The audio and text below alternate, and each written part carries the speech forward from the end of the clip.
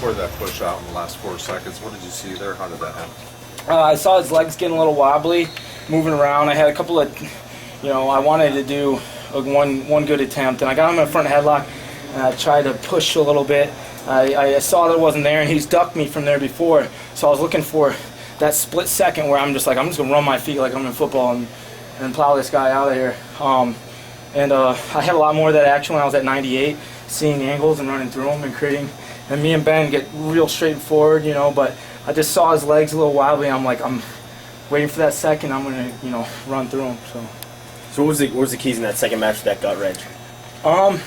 We actually, going into that match, we were talking front headlock. Like, let's go front headlock. Like, I felt like I can gut Ben, but U.S. Open here, just something was missing. I wasn't getting it, and then we were like, let's go front headlock. And the last second, I saw him go like this, which is like a front headlock defense. He was starting like this, so I was like, I'm just going to go with my gut.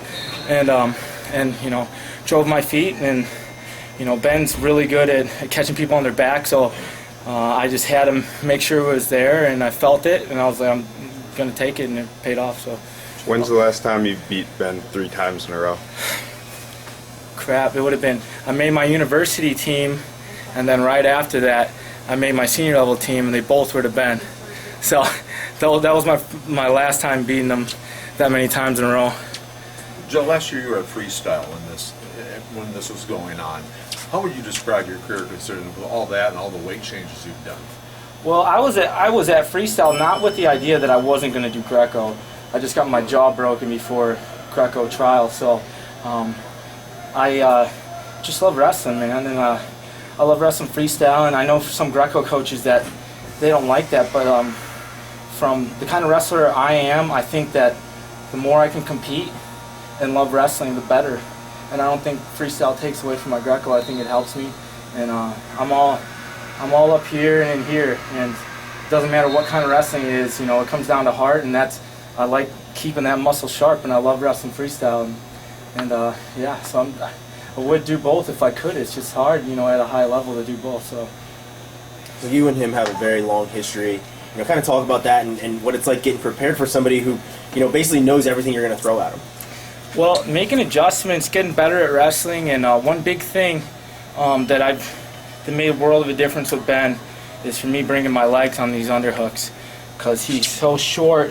I end up leaning over, and I got an underhook, but I'm leaning, so he off balances me to my knees. So I almost fall flat on my face every time. So instead of being here, coming here and making little adjustments like that, and keep my elbows in with him, and it's just getting better at wrestling. He knows me, and I know him, but there's an advantage there too. I know what I have to work on, and having Robbie, Robbie works his butt off with me, man. He's done so much for me this year, and I have a personal coach now. There's no one else at the RTC that's doing Greco, so it's all the focus on me, and we've just been working out the kinks. So Provisor or anybody else have just been getting better at wrestling and know what to look for. Joe, you showed in your first match with that last-second push-out for the win, and then in the second match with your parterre offense, that when you need to score, you have it in you and you can go out there and score. Is that something that's innate in you, or have you developed that over some time, and recently has that become something that is one of your skill sets? I think both. I think that it's inside of me. I've always been a fighter, and like I said earlier, I think those kind of things come down to heart. I think so, and I've tried to sharpen that tool in wrestling and my mind, working on sports psych and telling myself the right things and keeping a positive, outlook when I'm tired, and keep trying to score.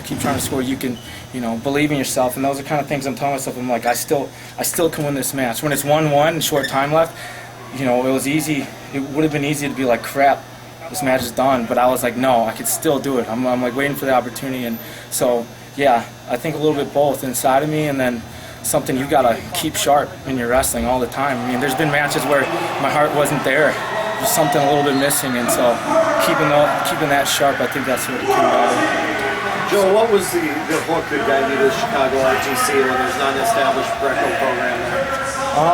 I felt like I needed a change. I really, really loved Minnesota, and my teammates and my coaches were awesome, and I felt like I was at the point in my career where they gave me a real good base of Greco-Roman wrestling, and like you know, I was like, I want something new. I want to start fresh, and I want to be with my family. I want to, you know, reconnect with what got me into wrestling, what makes me great, and when Matt reached out to me, you know, saw if I potentially want to come home, I was like, hell yeah, it's an easy yeah. And then when I got Robbie Smith on board, it was, you know, I couldn't have had anything that could have made it any better, you know, having Robbie there, so it was an easy decision. What's on the menu for your celebratory dinner tonight? I'm not sure. We've been talking about this Belly Buster at this place called Easton's, or I'm trying to get the Jersey local to take me somewhere. Timmy Hands, like, what do you got, man? I'm not taking it one of these grease trucks. Yeah. I can tell you. All right, guys, you got anything else? No, I got What's a up with the question. socks? What's with the socks? Okay, Nate Angle is like the biggest brown noser in the world, and like during the NCAA season, he had Borelli, the head coach of Stanford, on his socks. I'm like, oh my god, man, you kiss so much butt. And then he was like, he just got into this kind of thing. I was like, he's like, what if I make socks for you with my bald head on them? I'm like, I'll wear them at trials. And this was months ago, and he actually sent them to my house. I'm like, oh, he actually did it. So I'm a man of my word. I wore them. No, I got it. 2 matches in a row, you didn't use your lead shoulder to bang into him. That's been a calling card of yours, obviously, for a long time.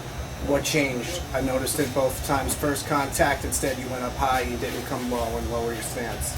I think the big thing is working with Robbie and getting my legs going. You know, part of the downfall of me, like, just always being like, oh, it's about heart, it's about my head, is sometimes I just go in there and I'm just like, I'm gonna bang, like, let's freaking go.